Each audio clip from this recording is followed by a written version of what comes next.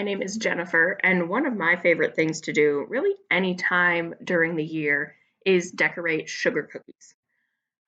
This really came about after I watched a lot of different videos and television shows about cookie decorating, and I decided that I wanted to try it out for myself. The recipe for royal icing really just has three ingredients. You need powdered sugar, meringue powder, and water.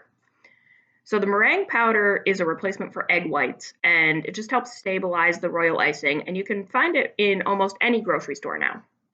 To combine your powdered sugar and your meringue powder in a large bowl, and then you're going to slowly add your water 1 tablespoon at a time until you get the consistency of the royal icing you want. Here, my desired consistency is somewhere between toothpaste and honey. Remember that it is always easier to thin out your royal icing than to thicken it back up if you add too much water at once. So make sure you add your water slowly. The next step is to add color to your icing. So whatever colors you want to put on your cookies, you can add to individual cups or bowls of royal icing. And then you'll add those colors into piping bags. If you do not have piping bags, you can actually use plastic baggies.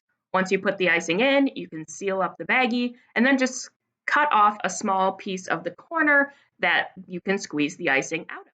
The technique to icing your cookie, you can either do wet on wet, which is when you combine two colors together without letting the icing dry, which you can see in my kind of zigzag cookie here. Wet icing is also when you want to add sprinkles because that is a better time for them to stick. And the second technique is called wet on dry, when you let that first layer of icing dry and then you go in with the second layer for that detail work, which you can see in the faces and buttons of my gingerbread men. And that is how you can decorate sugar cookies with royal icing.